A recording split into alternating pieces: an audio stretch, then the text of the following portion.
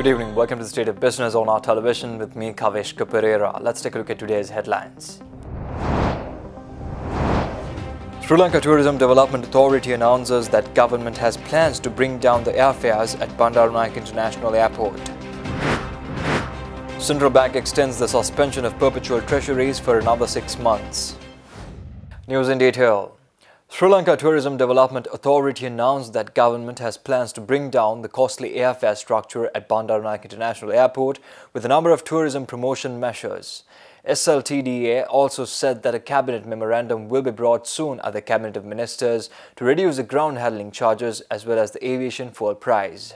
Prime Minister Ranil Wickremesinghe held a high-level meeting earlier this week with top officials of the Tourism Development Authority, Airport and Aviation Services Limited, Ceylon Petroleum Corporation, Sri Lankan Airlines, Civil Aviation Authority and the Finance Ministry to discuss the possibility of reducing the costly airfare structure at Bandaranaike International Airport. SLTDA officers said that under the first stage, the ground handling charges would be reduced in the range of 30 to 40% and the embarkation levy would be reduced from $60 to $40 per tourist. Government is also considering the possibilities of reducing the aviation fuel price, tallying with other leading airports in the region. The officials also said that the proposed measures are to be in force for a period of 6 months to support the recovery of the tourism sector in the aftermath of the Easter Sunday attacks. Monetary Board of the Central Bank has decided to extend the suspension of Perpetual Treasuries Limited from carrying on the business activities of a primary dealer for a period of 6 months. The suspension on Perpetual Treasuries was first implemented on the 6th of July 2017 for a period of 6 months and later it was extended for several occasions. The primary dealer, a subsidiary of a company owned by the son-in-law of Sri Lanka's former central bank governor Arjuna Mahendra, bought more than half of the controversial bond issue on the 27th of February 2015, prompting charges of conflict of interest. The central bank said the extension was made in terms of the regulations made under the Registered Stock and Securities Ordinance and the Local Treasury Bills Ordinance in order to continue the investigations being conducted by the central bank. A Presidential Commission of Inquiry which probed the rigged bond auctions that allegedly benefited perpetual treasuries has recommended criminal actions against those involved, profits to be recovered. Perpetual Treasuries owner Arjuna Aloysius and his chief executive officer are currently out on bail. Former central bank governor Arjuna Mahendran, who happens to be the father-in-law of Aloysius, is absconding court and has a red notice for his arrest. The official launch of Colombo's newest international higher education college, UTS in Search Sri Lanka, kicked off yesterday in Colombo under the patronage of Prime Minister Ranil Wickremesinghe. This institute is a branch of the Sydney Technical College intending to bring its latest developments in higher education learning from Sydney and to support the skills and knowledge Sri Lankan students need for international study and career success. The initial investment in Sri Lanka is more than $2 million. UTS in Search Sri Lanka will offer UTS Foundation Studies and first-year university equivalent programs in business, engineering and information technology from a new building situated on Thurston Road, Colombo. Thus, Professor Maitri Wickremesinghe, Cabinet Minister of Ports, Shipping and Southern Development Sagala Ratnayaka, Australian High Commissioner to Sri Lanka David Holly, Deputy Vice-Chancellor of Sydney Technical College Ian Watt, Director General of UTS Alex Murphy and many other local and foreign experts gathered at the event. Australian High Commissioner to Sri Lanka David Holly yesterday said that he is happy to announce that more Australians have visited Sri Lanka last month than the number reported in March before the tragic Easter Sunday attacks. Australian High Commissioner Holly made these remarks last evening addressing at a function to officially launch Colombo's newest international higher education college, UTS in Search Sri Lanka.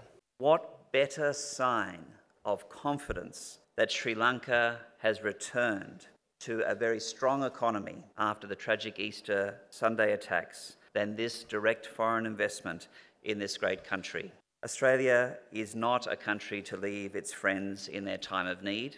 We continue to do our bit to support the investigations after the Sri Lankan attacks. We continue to provide development assistance to the tourism industry here.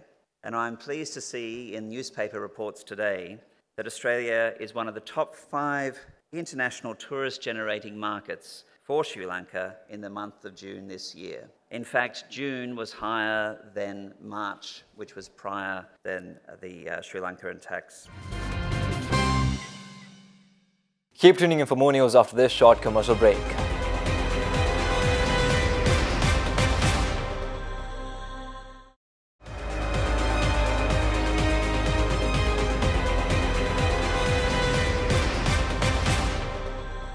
Welcome back. Addressing the event of Coaching and Mentoring for Human Capital Development organized by International Authority of Personal Coaching and Mentoring held yesterday in Colombo, founder and Chief Executive Officer of Women Empowered Global, Sunela Jasuri, highlighted that organizational culture, individual skills and mindset are three aspects that determine individuals' performances in a workplace. Thus, IAPCNM in Sri Lanka is the only approved accreditation body by the International Regulator of Coaching and Mentoring, the British Coaching and Mentoring Industry Ombudsman.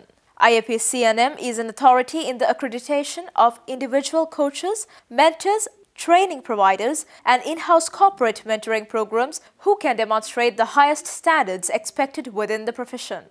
Subsequently, the event of Coaching and Mentoring held yesterday was attended by sports legends such as Roshan Mahanama, Mahesh Senanayaka and many other experts related to coaching and mentoring field. Moreover, speaking at the event of Coaching and Mentoring for Human Capital Development (IPAC&M), accredited master coach and mentor Deepal Surya shared his experience and knowledge on mentoring. As a mentor, you leverage your networks and give opportunities. And sometimes they will give reverse opportunities. Especially if you mentor a person from a different generation, it's very interesting. Sometimes I get to do this and they challenge you the way that you have been never challenged, because they come from a different thing and you begin to learn from them. They will tell you, no, there's a shorter way of doing it. They will counter-mentor you probably in the digital world. But more importantly, there must be trust. You have trust. If you don't have trust, it doesn't go beyond that. And as a mentor, you will fix opportunities for that people leveraging your own network. Oh, I know this young guy, he's doing this, That's what mentoring is all about. And constant review where we are going and renewal. The benchmark all-share price index surged 97.42 points or 1.8% to close at 5,508.97 yesterday after a remarkable gap of almost 8 months. At the same time, more liquid S&P SL20 index closed 2,587.84, up 45.54 points or 1.79% yesterday. Brokers at the stock market said yesterday's gain by ASPI was the highest since November 1st last year. The launching of mega infrastructure projects improved tourist arrivals in the month of June compared to May in the aftermath of the April 21st Easter tax, which lifted the spirits of the Colombo Stock Exchange yesterday, sending the indices significantly upwards. The government on Wednesday flagged off the Japanese-funded $2.2 billion light railway transit project to ease the traffic congestion in Colombo and its key suburbs. A few other mega infrastructure projects, including the Central Expressway, elevated highway between the Kalaniya Bridge and Rajagiriya, and the relocation of Manning Market to Paliagoda, are also currently underway. In addition to that, high tourist arrivals in June over May and the cabinet nod given for a $50 million cable car project in Nuwara Eliya also lifted investor sentiment at the CSC yesterday. However, the BOS is down 8.98% so far this year. The stock performances saw a peak yesterday before consolidating today, and foreigners were on the selling side throughout the week. Now we have the senior research analyst of First Capital, Amanda Lokugamage, bringing you an analysis of the stocks for the past week along with the stock forecast for the coming week. The stock market saw a major change in sentiment this week with the decline in interest rates. Central Bank brought down the deposit caps in line with the formula to 9.83% for banks and 11.08% for finance companies. This resulted in a significant retail and high net worth activity in the stock market. Turnover levels and market gains saw a gradual increase during the week, peaking on Thursday before consolidating on Friday. Foreigners continue to be on the selling side throughout the week. Investor interest was primarily centered on the mid-cap stocks, while selected blue chips saw buying interest. We expect the market to be positive during the upcoming week amidst a change in sentiment. However, strong gains are unlikely with profit taking selected counters. Turnover levels are likely to be moderate, similar to last week. We also believe that retail and high net worth activity to be on the high side with heavy interest and inquiries flowing in. Keep tuning in for stock updates after this short commercial break.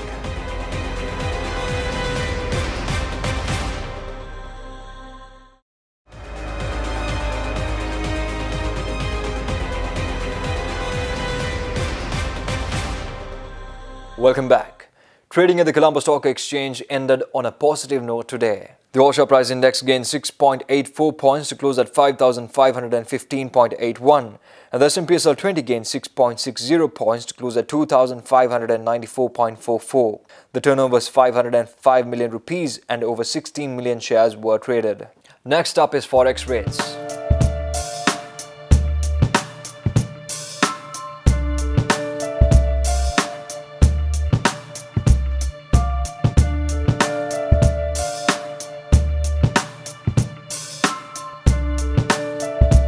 Well, that's a wrap of the bulletin for the day. Signing off with the promise for tomorrow with Biz Roundup for more of the very latest.